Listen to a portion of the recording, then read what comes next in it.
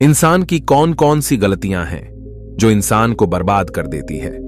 अपनी बर्बादी का कारण पता चल जाए तो हम अपने जीवन को सुखमय बना सकते हैं। बहुत समय पहले की बात है, एक नगर में एक धनी सेठ रहा करता था। उस सेठ के पास सभी प्रकार की सुख सुविधाएं थीं, लेकिन उसके कोई संतान नहीं थी। संतान के दुख में वह हमेशा चिंतित रहता था। फिर एक दिन उसे पता चलता है कि उसकी पत्नी गर्भवती है और उसने अपनी पत्नी का खूब ख्याल रखा। ऐसे में एक दिन उसके घर पर एक पुत्र का जन्म हुआ। सेठ पुत्र के जन्म पर बहुत प्रसन्न था। उसने पूरे नगर में मिठाई बंटवाई और उसके लालन पालन में कोई कमी नहीं छोड़ी। देखते ही देखते उसका पुत्र बड़ा हो गया। फिर सेठ ने उसे पुत्र को गुरुकुल भेजने का निर्णय किया ताकि वो पढ़ लिख कर एक विद्वान बन सके। अभी उसके पुत्र की उम्र ज्यादा नहीं हुई थी, लेकिन उसने छोटी सी उम्र में अपने बेटे को शिक्षा ग्रहण करने के लिए गुरुकुल भेज दिया था। गुरुकुल में वह बालक अच्छे से शिक्षा ग्रहण करता, अपने गुरु की सभी आज्ञा का पालन करता। ऐसे में वह बालक धीरे धीरे वहां का सबसे होनहार विद्यार्थी बन गया। गुरुकुल में उस बालक ने सारे वेद पुराण और शास्त्रों का अध्ययन किया और बहुत बड़ा विद्वान बन गया और सारा ज्ञान अर्जित कर लिया। लेकिन वो कहते हैं ना कि समय कब बदल जाए किसी को भी पता नहीं होता। ऐसे ही एक दिन किसी प्राकृतिक आपदा की वजह से उसके माता पिता की मृत्यु हो गई, और जब उसके माता पिता की मृत्यु हुई तब तक उस बालक की शिक्षा पूर्ण नहीं हुई थी। जब उस बालक ने इस खबर को सुना कि उसके माता पिता अब इस दुनिया में नहीं रहे और उनका सब कुछ बर्बाद हो चुका है, तो उस बालक का इस सांसारिक मोहमाया से मन उठ गया। उसके बाद उस बालक ने निश्चय किया कि वह गुरुकुल से शिक्षा पूर्ण करने के बाद अपना संपूर्ण जीवन लोगों की भलाई में व्यतीत करेगा। फिर जब उस बालक की शिक्षा पूर्ण हो गई तो उसके बाद वह बालक सन्यासी बन गया और वह सांसारिक वस्तुओं से दूर हिमालय के जंगल में चला गया। जंगल में जाकर उसने वहां लंबे समय तक तपस्या की। तपस्या पूर्ण करने के बाद उस सन्यासी ने लोगों को शिक्षा देना शुरू कर दिया। समय के साथ साथ उस सन्यासी की चर्चा चारों तरफ होने लगी और दूर दूर से लोग उसके पास शिक्षा ग्रहण करने आने लगे, और बहुत से लोग उनके पास अपनी समस्याओं का समाधान खोजने के लिए भी आने लगे। सन्यासी सभी लोगों की समस्याएं आसानी से सुलझा देता, जिस वजह से वह पूरे राज्य में मशहूर हो गया था। लेकिन जिस नगर में वो रहता था, उस नगर का राजा एक क्रूर व्यक्ति था। जब राजा को उस सन्यासी के बारे में पता चला तो उसने उस सन्यासी से मिलने का निश्चय किया। अगली सुबह राजा अपने महल से निकलकर उस सन्यासी से मिलने के लिए निकल गया और फिर वो उसकी कुटिया पर पहुंच गया। वहां पहुंचकर जब राजा ने उस सन्यासी को देखा तो वह देखता ही रह गया। उसके चेहरे पर एक अलग ही तेज था। जब वह सन्यासी के पास पहुंचा तो उसे बड़ी अपार शांति का अनुभव हुआ। उस राजा ने उस सन्यासी को प्रणाम किया और पास में बैठ गया और सन्यासी से वार्तालाप करने लगा। वो राजा पहले ही मुलाकात में उस सन्यासी के व्यक्तित्व से इतना प्रभावित हुआ कि उसने उसी समय से अच्छाई की राह पर चलने की ठान ली और मन ही मन में सोचने लगा कि इतनी छोटी सी मुलाकात में यह सन्यासी मुझे इतना बदल सकता है, तो अगर यह हमेशा मेरे साथ ही रहने लगे तो मेरी तो जिंदगी बदल जाएगी। और यही सोचकर राजा सन्यासी से अपने महल चलने के लिए आग्रह करने लगा। राजा का आग्रह सुनकर सन्यासी मना नहीं कर पाया और वो राजमहल चलने को तैयार हो गया। फिर राजा सन्यासी को लेकर राजमहल की ओर चल दिया। राजमहल पहुंचने पर राजा ने सन्यासी का खूब आदर सत्कार किया और उसके बाद राजा ने सन्यासी को एक कमरे में भोजन करवाया। भोजन के बाद सन्यासी ने राजा को धन्यवाद दिया और राजा से जाने की आज्ञा मांगी। यह सुनकर राजा ने कहा, आप हमारे बाग में जब तक चाहे तब तक रह सकते हैं। आपको यहां पर किसी भी प्रकार की कोई असुविधा नहीं होगी और आप यहां रहेंगे तो हमारी प्रजा को भी अच्छा लगेगा और हमें भी अच्छा लगेगा। यह सुनकर सन्यासी ने राजा का प्रस्ताव स्वीकार कर लिया। उसके बाद राजा ने सेवकों से कहा कि सन्यासी महाराज के लिए बगीचे में रहने का, खाने का और वस्त्र आदि का प्रबंध किया जाए। राजा की आज्ञा के अनुसार सेवकों ने एक सुंदर सी कुटिया का निर्माण कर दिया। उसके बाद वह सन्यासी उसी कुटिया में रहने लगे। सन्यासी को उस कुटिया में रहते रहते कई साल बीत गए और इस दौरान राजा ने उनकी खूब सेवा की। परंतु कई सालों बाद एक दिन राजा और रानी को आवश्यक कार्य के लिए दूसरे राज्य जाना पड़ा, लेकिन उन्होंने एक सेवादार को सन्यासी की सेवा के लिए नियुक्त कर दिया। परंतु वह सेवादार राजा के जाने के बाद बीमार पड़ गया और अपने घर चला गया और कभी लौटकर वापस नहीं आया। जब राजा वापस लौटकर महल में आया तो सन्यासी ने क्रोध में आकर उस राजा को खूब सुनाया। राजा से कहा कि हे राजन, जो जिम्मेदारी तुम पूरी नहीं कर सकते तो वह उठाते ही क्यों हो। तब राजा ने सन्यासी से क्षमा मांगते हुए कहा कि भगवान, यदि मुझसे कोई भूल हो गई हो तो मैं उसके लिए आपसे क्षमा मांगता हूं। मुझे क्षमा कर दीजिए और आप अपना क्रोध शांत कीजिए और मुझे बताइए कि आखिर हुआ क्या है। यह सुनकर उस सन्यासी ने कहा कि तुम्हारे जाने के बाद मुझे यहां पर किसी ने भोजन नहीं दिया और मैं बहुत दिनों तक भूखा ही रहा। मुझे यहां पर आकर किसी ने पूछा तक नहीं कि मैं किस हाल में हूं। यह सुनकर राजा ने सन्यासी से क्षमा मांगी और कहा कि भगवान, आज के बाद में ऐसी कोई भी गलती नहीं होगी। फिर कुछ देर बाद मामला शांत हो गया। जब राजा और सन्यासी के बीच वार्तालाप हो रही थी तो रानी भी यह सब वार्तालाप चुपके से सुन रही थी और सब कुछ देख रही थी। उसके बाद राजा ने उस सन्यासी को कोई भी शिकायत का मौका नहीं दिया और उसकी खूब सेवा की। परंतु कुछ दिनों बाद राजा को फिर से किसी आवश्यक कार्य से अपने राज्य से बाहर जाना पड़ा। लेकिन इस बार राजा ने राज्य से बाहर जाने से पहले अपनी रानी को कहा कि जब तक मैं नहीं आऊं तब तक आप स्वयं सन्यासी की देखभाल करोगी। यह सुनकर रानी ने कहा कि जी महाराज, आप निश्चित होकर जाइए, मैं सन्यासी महाराज की अच्छे से देखभाल करूंगी। उसके बाद रानी हर रोज भोजन बनाकर सन्यासी महाराज को भेज देती थी। लेकिन एक दिन रानी नहाने के लिए चली गई और सन्यासी को भोजन देना भूल गई। सन्यासी ने काफी देर तक भोजन का इंतजार किया, लेकिन जब भोजन नहीं आया तब सन्यासी सोच में पड़ गया कि आज खाना क्यों नहीं आया। उसके बाद सन्यासी ने सोचा कि वह खुद महल में जाकर देखेगा कि आखिर अब तक भोजन क्यों नहीं आया, और फिर वह महल पहुंच गया। जब वह महल के अंदर पहुंचा तो वहां उसकी नजर रानी पर पड़ी। रानी के लंबे लंबे काले केस जो कि उसकी कमर पर लहरा रहे थे, उसकी कजरारी आंखें जो देखने मात्र से ही घायल कर दे, उसकी हिरनी जैसी चाल। रानी के इतने सुंदर रूप को देखकर सन्यासी विचलित हो गया और रानी की सुंदरता सन्यासी के मन में गर कर गई और वह वहां से बिना कुछ कहे ही अपनी कुटिया में वापस लौट आया। सन्यासी रानी के रूप की सुंदरता को भुला ना सका और वह खाना पीना छोड़कर अपनी कुटिया में पड़ा रहा। उसने कई दिनों तक कुछ भी नहीं खाया, जिस वजह से वह बहुत कमजोर हो गया। फिर कुछ समय बाद राजा वापस लौटे और जब उस सन्यासी की हालत का पता चला तो वह सीधे सन्यासी के पास पहुंच गए और बोले कि हे भगवान, क्या बात है, आपको क्या हो गया और आप इतने कमजोर कैसे हो गए? चिंता है कि आप किस गहरी सोच में डूबे हो, क्या मुझसे कोई भूल हो गई है? तब सन्यासी ने कहा, नहीं राजन, आपसे कोई भूल नहीं हुई है। यह सुनकर राजा ने कहा, तो फिर क्या बात है, आप मुझे बताइए, मैं आपकी परेशानी जरूर दूर करूंगा। यह सुनकर सन्यासी ने राजा से कहा कि हे राजन, मैं आपकी रानी की अद्भुत सुंदरता को देखकर उनकी सुंदरता के प्रेम में पड़ गया हूं और अब मैं रानी के बिना जिंदा भी नहीं रह सकता। यह सुनकर राजा हैरान हो गया और कुछ देर सोचने के बाद राजा ने उस सन्यासी से कहा, मैं आपको रानी दे दूंगा। यह सुनकर सन्यासी बहुत खुश हुआ। फिर राजा सन्यासी को लेकर महल चले गए और जब राजा और सन्यासी महल पहुंचे तो उस दिन रानी ने अपने सबसे सुंदर वस्त्र और गहने पहने हुए थे। फिर राजा रानी के पास पहुंचे और राजा ने रानी से कहा कि कोई सन्यासी की मदद करनी चाहिए, ये बहुत कमजोर पड़ गए हैं और मैं नहीं चाहता कि किसी ज्ञानी पुरुष की हत्या का कलंक मेरे सर पर लगे।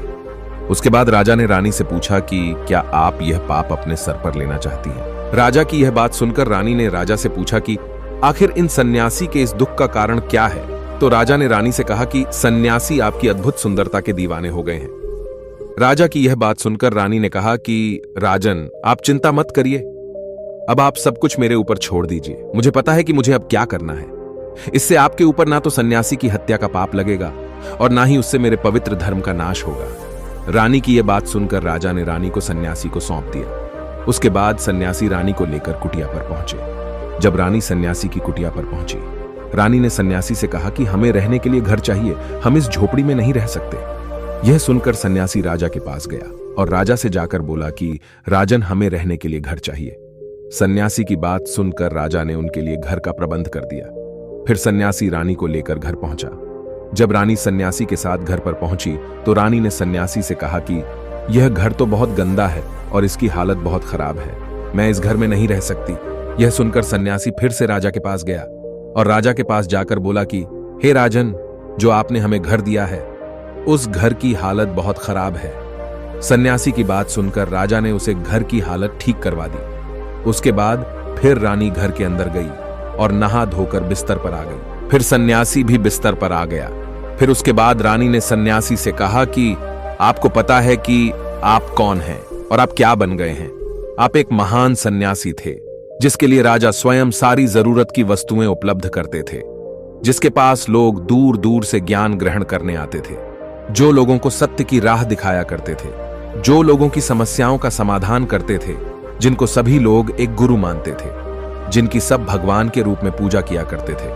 और आज आप वासना के कारण मेरे गुलाम हो गए हैं। रानी की यह बात सुनकर उसे सन्यासी को एक झटका लगा और उसे महसूस हुआ कि वह तो एक सन्यासी है और वह यह सब क्या कर रहा है।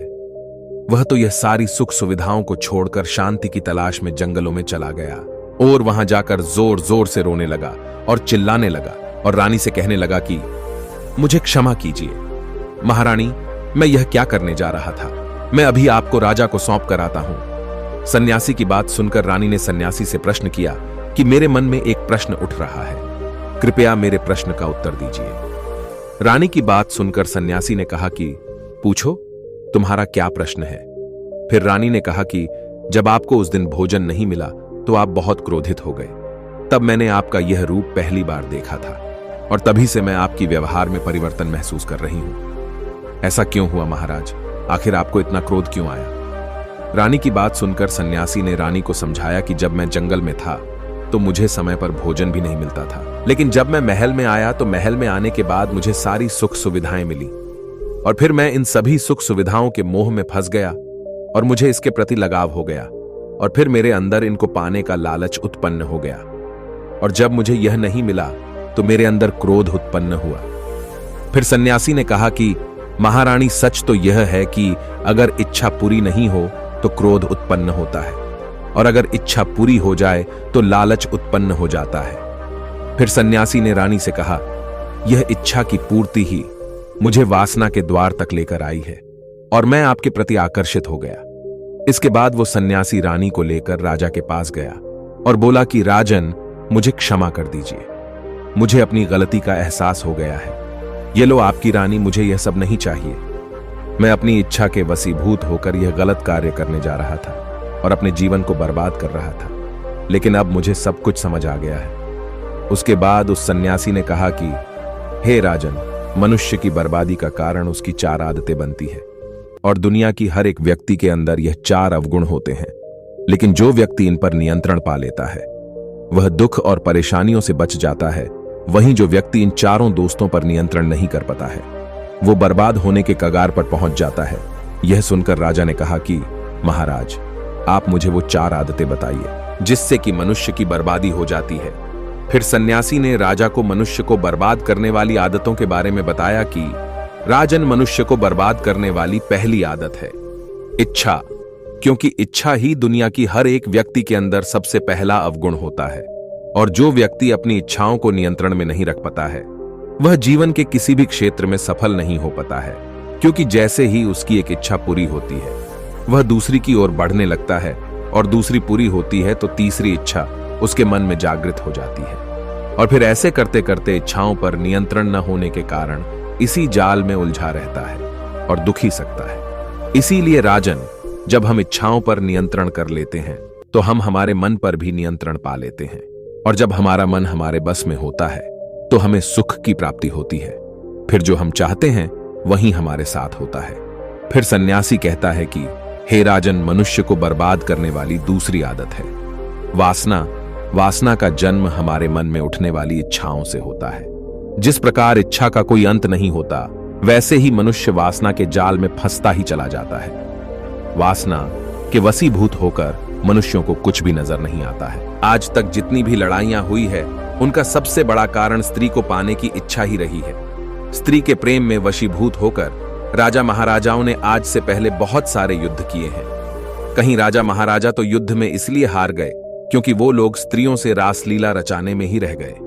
ईश्वर ने तो स्त्री की उत्पत्ति इस संसार को बढ़ाने के लिए की है, लेकिन आजकल लोगों ने इसे अपनी वासना का शिकार बना लिया है, अपने मनोरंजन का साधन समझने लगे हैं और जब उन्हें अपना यह मनोरंजन नहीं मिलता तो वो पागल हो जाते हैं और ना जाने क्या क्या कर बैठते हैं। इसीलिए हे राजन, जितना हो सके उतना वासना से दूर रहना चाहिए। फिर सन्यासी कहता है, हे राजन, मनुष्यों को बर्बाद करने वाली तीसरी आदत है क्रोध। क्योंकि जब मनुष्य की वासना की पूर्ति नहीं होती है तो उसके अंदर क्रोध उत्पन्न हो जाता है, और जब व्यक्ति को क्रोध आता है तो उस पर उसका नियंत्रण नहीं होता है, और फिर वो क्रोध में आकर कहीं गलत निर्णय ले लेता है। वो दूसरों को भला बुरा कर देता है, गालियां निकाल देता है, और जब उनका क्रोध शांत होता है तो उन्हें अपनी गलती का एहसास हो जाता है। लेकिन तब तक तो सब कुछ बर्बाद हो चुका होता है। क्रोध के कारण मनुष्य के कहीं बने बनाए काम भी बिगड़ जाते हैं। जब मनुष्य के भीतर क्रोध उत्पन्न होता है तो वो अंदर से बहुत कमजोर हो जाता है, और एक कमजोर मनुष्य कुछ भी नहीं कर सकता है। उसे कभी भी सफलता हासिल नहीं हो सकती। क्रोध हमारे भीतर तनाव को उत्पन्न करता है, और अगर एक बार हम तनाव में चले गए तो हमारा पूरा जीवन बर्बाद हो जाता है। फिर सन्यासी कहता है कि राजा, मनुष्य को बर्बाद करने वाली चौथी आदत है लालच। हे राजन, लालच का फल सदैव बुरा होता है। लालच में पड़कर हम बहुत से लोगों का बुरा कर देते हैं। हर मनुष्य के जीवन में कभी ना कभी ऐसे अवसर आते हैं जब वह लालच कर बैठता है, और अधिक पाने की लालसा में वह कुछ ऐसा कर बैठता है जिससे जो उसके पास था वह उसे भी गवा देता है। क्योंकि जैसे ही व्यक्ति की एक इच्छा पूरी होती है, उसका लालच बढ़ जाता है और उसके मन में और कहीं इच्छा जन्म लेने लगती है। जो व्यक्ति लालच करता है वह कामयाबी से कोसों दूर रहता है, क्योंकि एक ना एक दिन लालच का दुश्मन सामने आता ही है। अगर हम समय रहते ही लालच को त्याग दें और उसकी फेर में ना पड़े तो हम एक सफल व्यक्ति अवश्य बन सकते हैं। फिर अंत में सन्यासी राजा से कहता है कि राजन, अगर मनुष्य चारों आदतों को छोड़ देता है तो उसे जीवन में सफल होने से कोई नहीं रोक सकता। जो इन आदतों को नहीं छोड़ता है उसे जीवन में बर्बाद होने से कोई रोक सकता। मैं एक सन्यासी होकर इसकी फेर में पड़ गया था तो सामान्य मनुष्य तो इससे बच ही नहीं सकता। इसीलिए राजन, मनुष्यों को इन आदतों से हमेशा बचना चाहिए। दोस्तों, आपको यह कहानी कैसी लगी? कृपया मुझे कमेंट करके जरूर बताएं।